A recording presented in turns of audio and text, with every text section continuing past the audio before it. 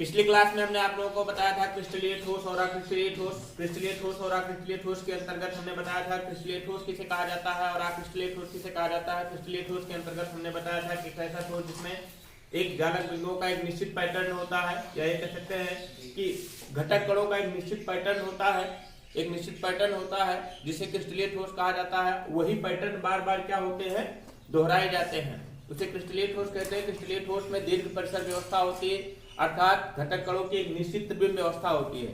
जबकि क्रिस्टलीय ठोस के अंतर्गत हमने बताया था घटक कणों की कोई निश्चित त्रिविम व्यवस्था नहीं होती है, अनियमित आकार के फैले होते हैं।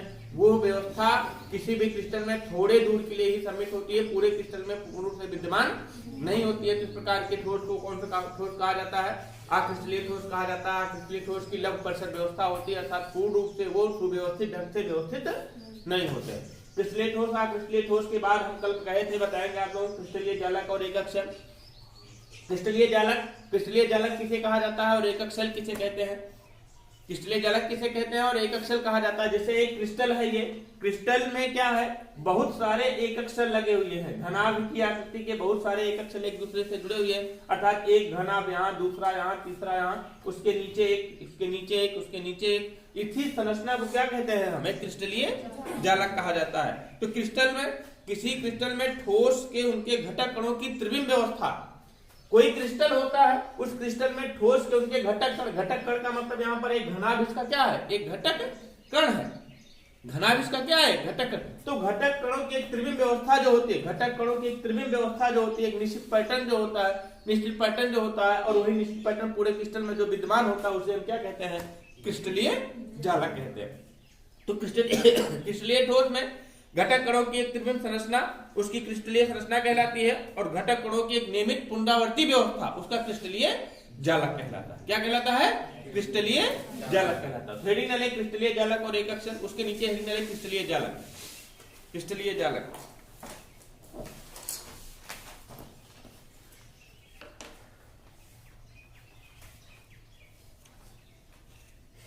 क्रिस्टलीय जालक।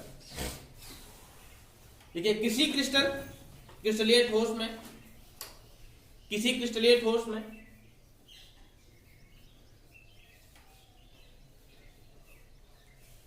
उसके घटक कणों की त्रिविम व्यवस्था, उसके घटक कणों की त्रिविम व्यवस्था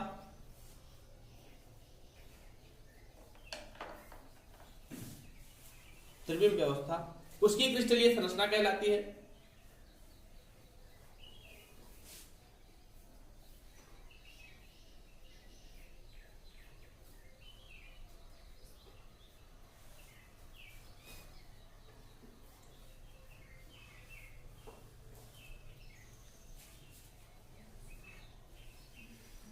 बिंदुओं का वह पुनरावर्ती सममित पैटर्न, बिंदुओं का वह पुनरावर्ती सममित पैटर्न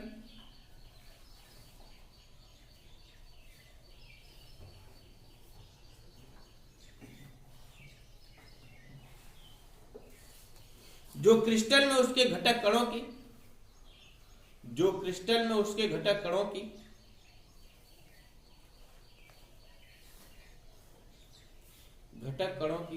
व्यवस्था को प्रदर्शित करता है।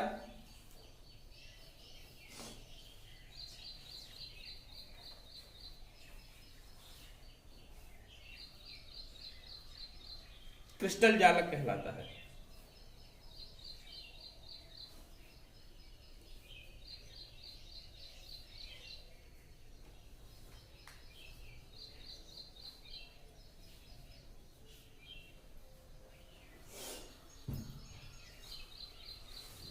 क्रिस्टल जालक में बिंदुएं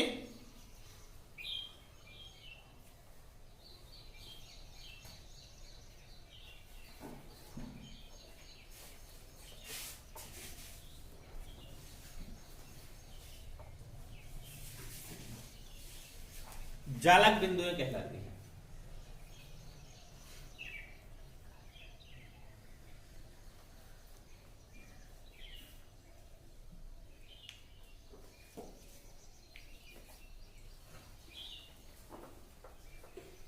तो समझिए क्रिस्टल जालक किसे कहा जाता है, क्रिस्टल जालक होता क्या है? किसी क्रिस्टल में विद्यमान एक निश्चित पैटर्न विंडो का एक निश्चित पैटर्न जो होता है वो क्या कहलाता है? क्रिस्टल जालक कहलाता है।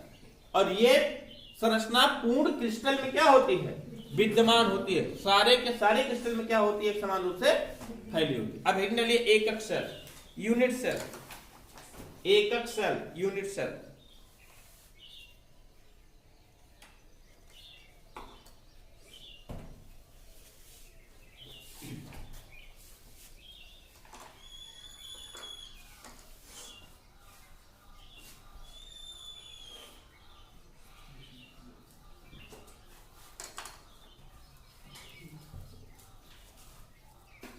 एकक सेल या यूनिट सेल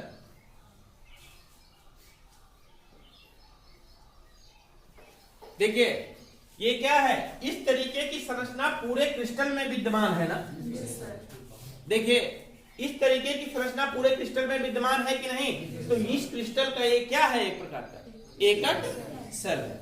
तो क्रिस्टल का वह लघुत्तम अंश, ये पूरा क्रिस्टल है, इस क्रिस्टल का वह लघुत्तम अंश जो पूरे क्रिस्टल में पुनरावृत्ति होता है, पुनरावृत्ति होती है। मतलब कि देखिए इस तरीके का एक यहाँ, फिर एक यहाँ, फिर एक यहाँ, एक ऊपर, इसके ऊपर, इसके ऊपर, है कि नहीं?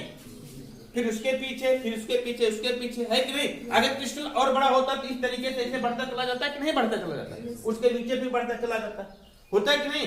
तो क्रिस्टल जालक का वह लघुत्तम अंश जिसकी बार बार क्या होती है?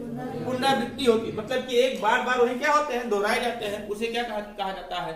एकक सेल कहा जाता है। क्या कहते हैं उसे? हम एकक सेल कहा जाता है। और एकक सेल में वो समस्त गुण विद्यमान होते हैं। हमारी बात को ध्यान से समझिएगा। इस एकक सेल में वो समस्त गुण विद्यमान होंगे जो एक पूरे क्रिस्टल में विद्यमान होंगे।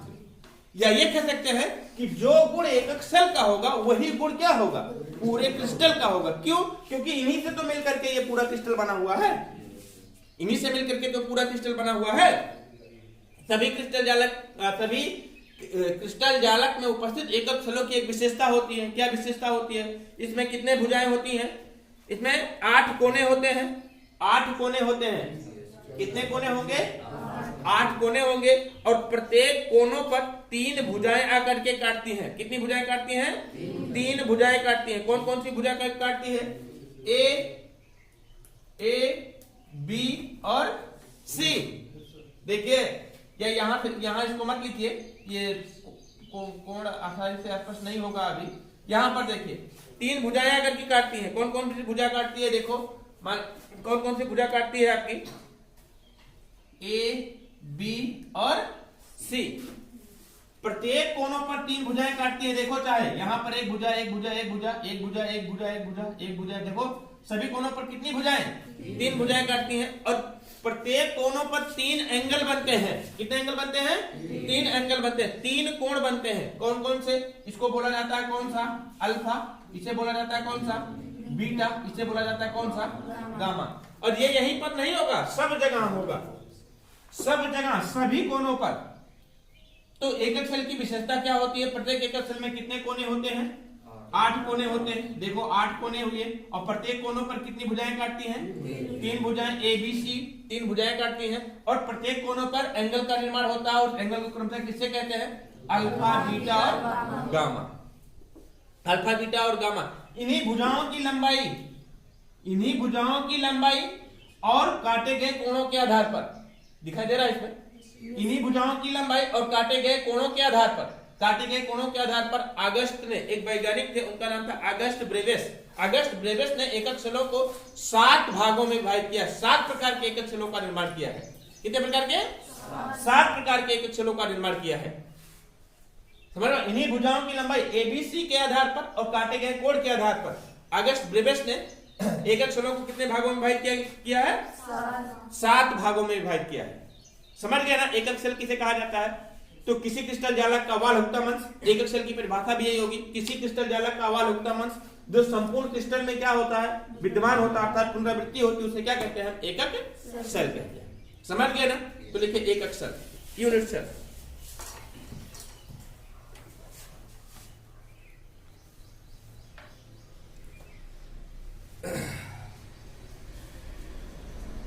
ठीक है। किसी क्रिस्टल जालक का किसी क्रिस्टल जालक का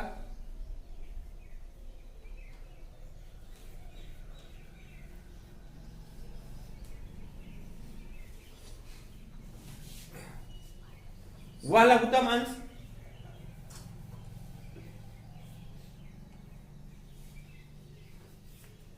किसी क्रिस्टल जालक का लघुत्तम पुनरावृत्ति यूनिट, ऐसा लिखिएगा, किसी क्रिस्टल जालक का लघुत्तम पुनरावृत्ति यूनिट उसकी एकक कोष्ठिका या एकक सेल कहलाती है। एकक कोष्ठिका या एकक सेल कहलाता है।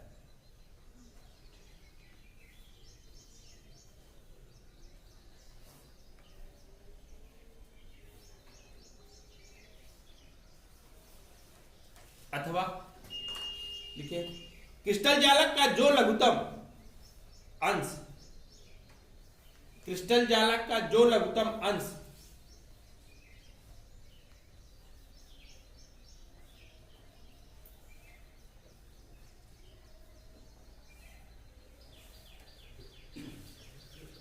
पूर्ण जालक पैटर्न निर्धारित करता है,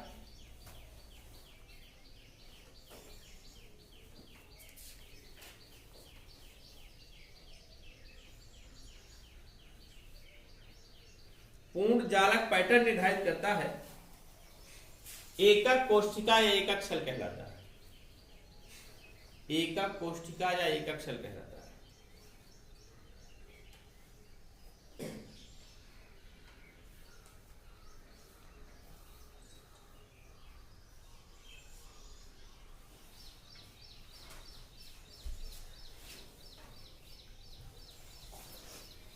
और अभी अभी हमने बताया सभी क्रिस्टल जालकों के एकक सेलों की विशेषता होती है, उसमें कितने कोने होते हैं?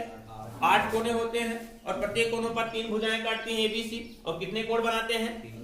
3 कोण अल्फा बीटा गामा। तो लिखिए, नई लाइन से लिखिए, सभी क्रिस्टल जालकों के, सभी क्रिस्टल जालकों के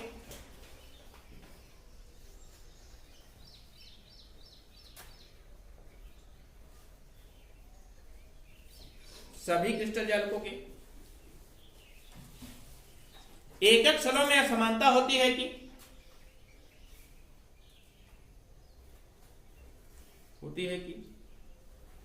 सभी के कितने कोने होते हैं? 8 कोने होते हैं।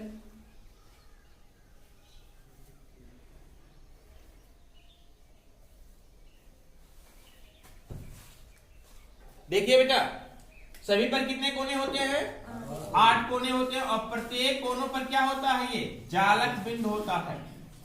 प्रत्येक कोनों पर क्या होता है? ये जालक बिंदु होता है।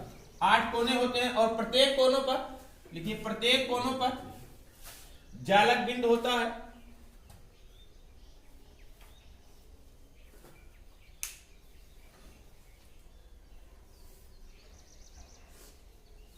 एकक सेल के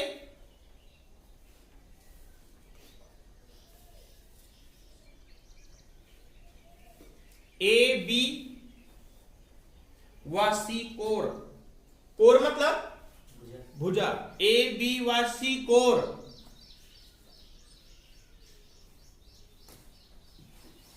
कितने कितने कोणों पर? अल्फा बीटा व गामा कोणों पर काटते हैं।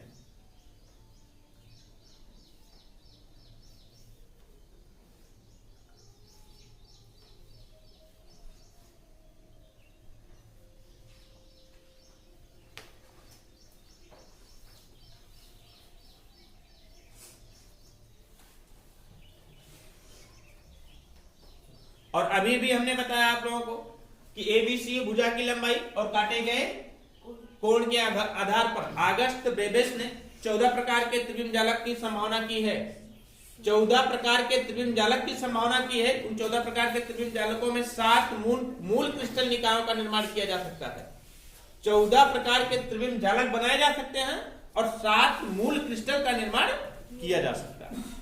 समझ पा रहे हैं? 14 प्रकार के त्रिविम जालक और 7 मूल क्रिस्टल का निर्माण किया जा सकता है। तो लिखिए, एकक सेलों के कोरों की लंबाई ABC व काटे गए कोण के आधार पर, काटे गए कोण के आधार पर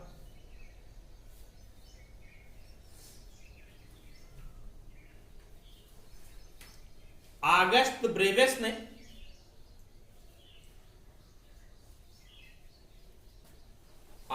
ब्रेवेस ने बताया कि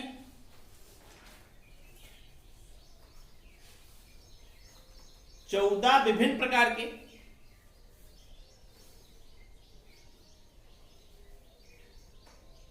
त्रिविम जालक संभव हैं,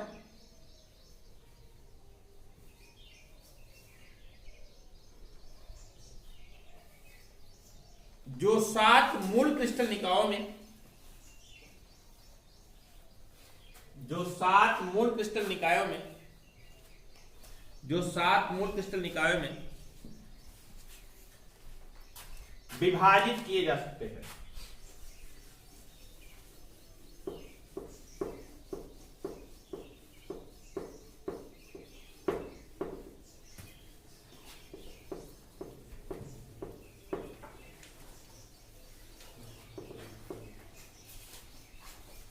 जो 7 मूल क्रिस्टल निकायों में विभाजित किए जा सकते हैं।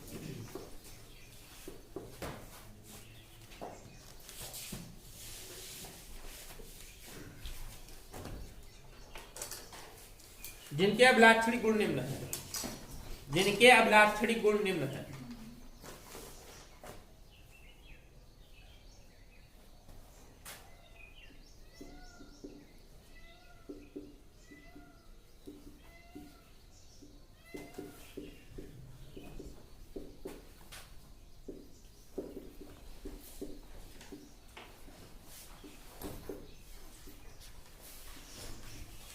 सात क्रिस्टल निकायों के एक अक्षर एक सारणी के रूप में प्रदर्शित किया जा रहा है। कॉलम बनाइए, यहां पर लिखेगा क्रिस्टल निकाय,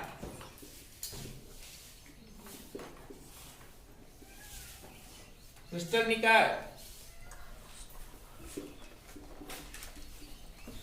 कोरों की लंबाई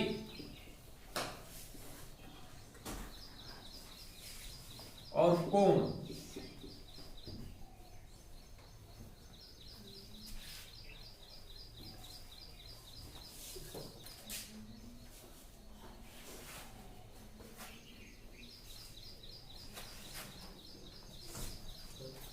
पहला क्रिस्टल निकाय आपका है घनीय या घन।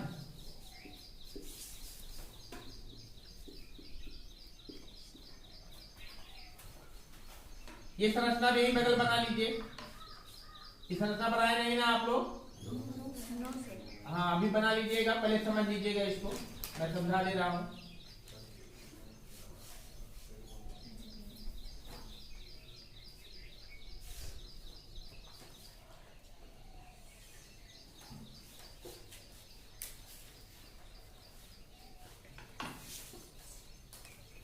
अल्फा है, बीटा है और ये गामा।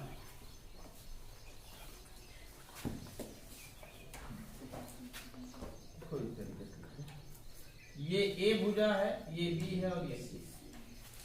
पहला क्रिस्टल निकाय है घनीय या घन। घनीय या घन में क्या होता है? घनीय या घन में क्या होता है? ए बराबर बी बराबर सी। मतलब कि क्या होता है कि कोर एक बराबर होगा कोर बी के, बराबर होगा कोर सी के, तो घन बनेगा ना।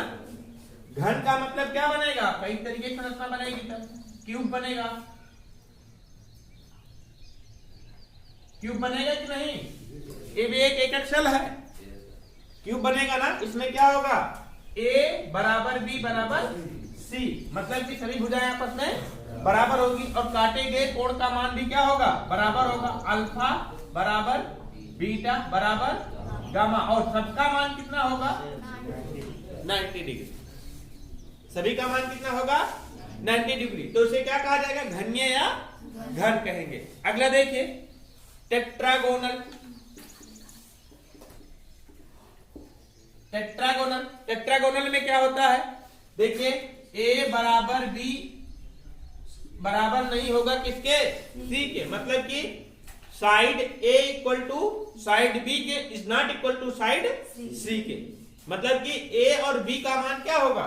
बराबर होगा, जबकि सी बराबर नहीं होगा। बट यहाँ पर एंगल क्या होंगे? Alpha equal to beta equal to gamma equal to 90 degree. Angle सबका वही होगा। उसे क्या कहा जाएगा? टेट्रागोनल कहेंगे। अगला लिखिए आर्थोरोम्बिक। आर्थोरोम्बिक आर्थोरोम्बिक आर्थोरोम्बिक में क्या होता है? आर्थोरोम्बिक में क्या होता है? A is not equal to B is not equal to C. मतलब कि A का मान B के बराबर नहीं होगा, B का मान C के बराबर नहीं होगा। और जबकि काटे गए एंगल का मान क्या होगा? इक्वल होगा, और सभी का मान कितना होगा आपका?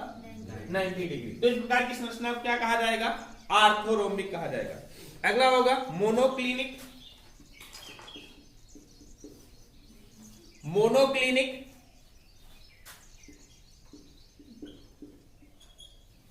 मोनोक्लिनिक में क्या होता है? मोनोक्लिनिक में क्या होता है आपका?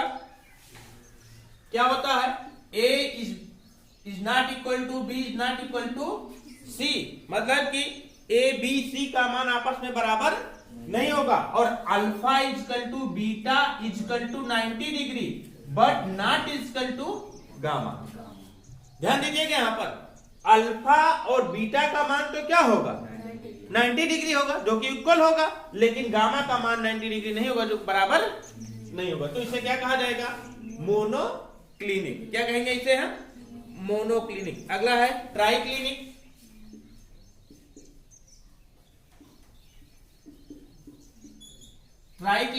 ट्राइक्लिनिक में क्या होता है? ट्राइक्लिनिक में क्या होता है? आप देखिए A is not equal to B is not equal to C. मतलब कि ना तो A का मान बराबर होगा B के, ना तो B का मान बराबर होगा C का। कोई साइड आपस में इक्वल नहीं होगा। लेकिन ध्यान दीजिएगा, यहाँ पर alpha is not equal to beta is not equal to gamma. Alpha beta gamma का मान भी बराबर नहीं होगा। तो इसे क्या कहेंगे हम? ट्राइक्लिनिक कहेंगे। क्या कहेंगे? ट्राइक्लिनिक। अगला होता है रोम्बोहेड्रन।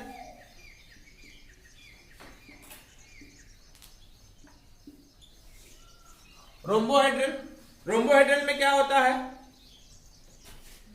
रोम्बोहेड्रन में क्या होता है? A equal to B equal to C.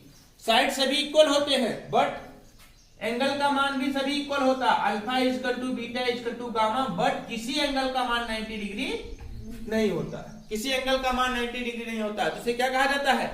Rhombohedral कहते हैं। क्या कहते हैं? रोम्बोहेड्रल। अगला होता है लास्ट वाला हेक्सागोनल। क्या होता है? हेक्सागोनल। हेक्सागोनल में क्या होता है? A equal to B is not equal to C. मतलब कि A B के बराबर होगा, बट C के बराबर नहीं होगा।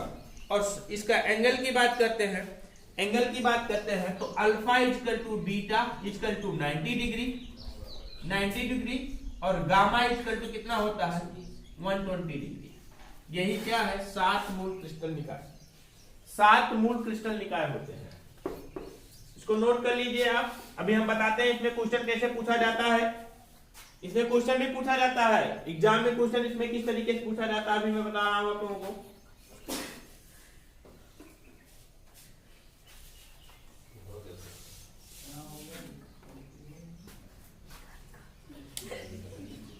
नोट करिए इसको जल्दी से।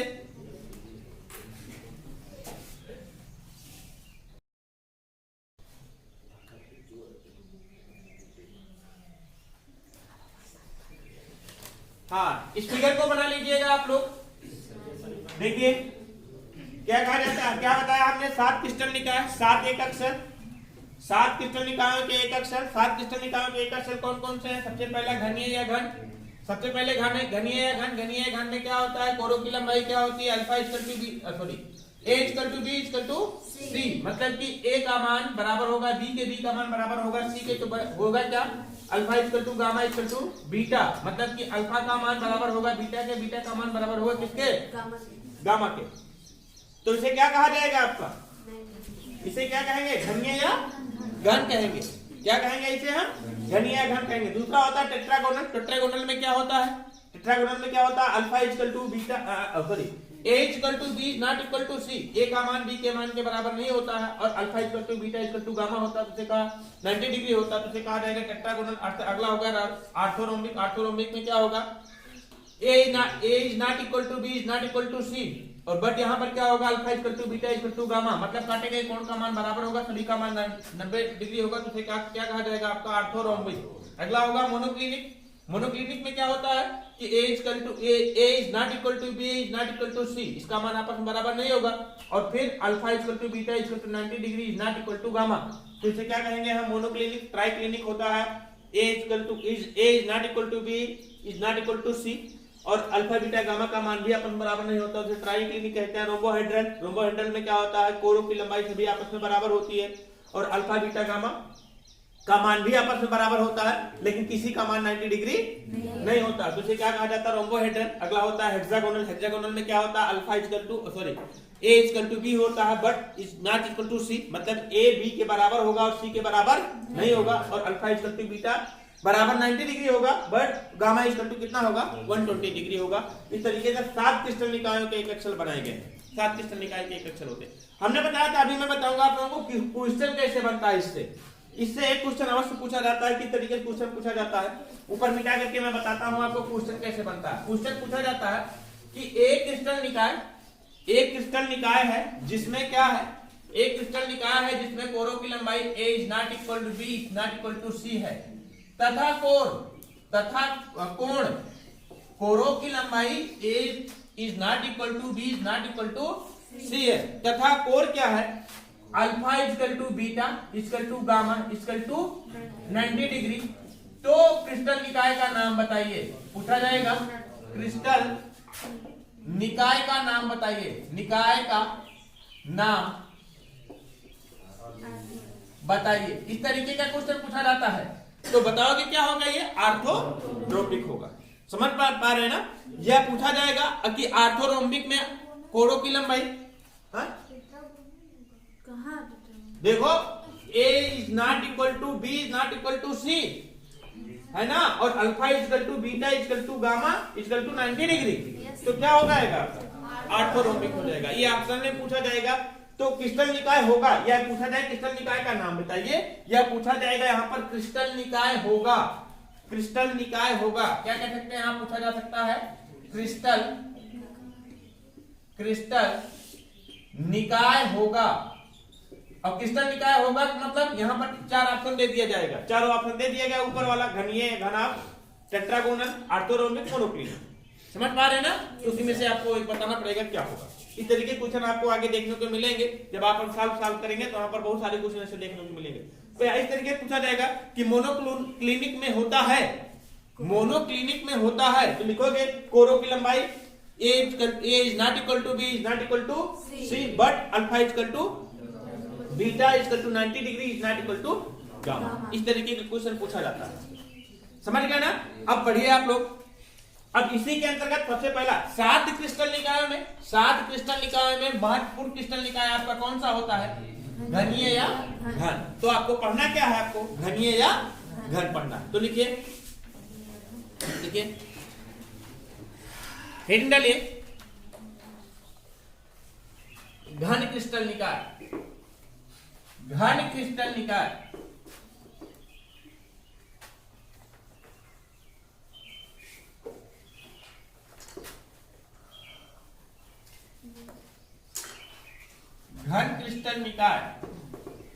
देखिए 7 क्रिस्टल निकायों में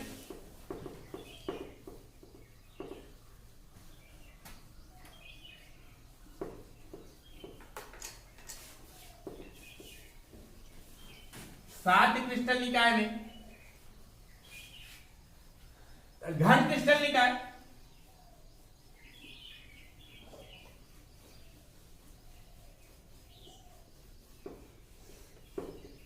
मुख्य है।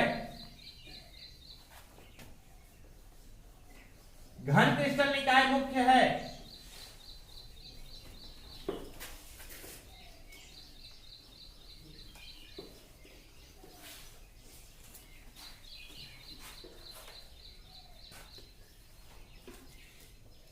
लिखिए क्रिस्टल में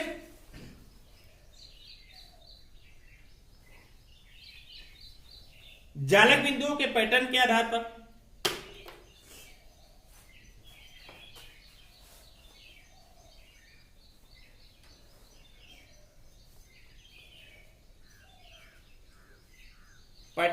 तीन प्रकार के क्रिस्टल जाल बनाते हैं। तीन प्रकार के क्रिस्टल जालक बनाते हैं।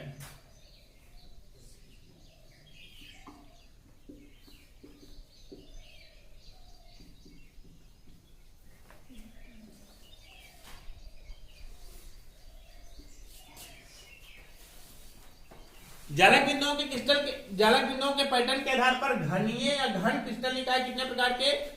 तीन प्रकार के बनाते हैं। सबसे पहला कौन सा होता है? सरल घन एकक सेल। ये नंबर लिखिएगा, कौन सा होता है? सरल घन एकक सेल। सरल घन एकक सेल। दूसरा होता है कौन सा? बी नंबर होता है। बी नंबर होता है काय केंद्रित घन एकक सेल। काय केंद्रित घन एकक सेल। और तीसरा होता है आपका फलक केंद्रित घन एकक सेल। फलक केंद्रित घन एकक सेल। तो सबसे पहले हम पढ़ते हैं किसको है? काय केंद्रित घन एकक सेल को। काय केंद्रित घन एकक सेल कहा किसे जाता है? काय केंद्रित घन एकक सेल में जालक बिंदु प्रत्येक कोनों पर होते हैं। जालक बिंदु कहां पर होते हैं? प्रत्येक कोनों पर होते हैं। आपको पता होना चाहिए ये घन होता है। सबसे पहले हम पढ़ते कौन से हैं? सबसे पहले हम पढ़ते कौन से हैं? सरल घन एकक सेल। सरल घन एकक सेल में क्या होता है? ये एक सरल घन एकक सेल है।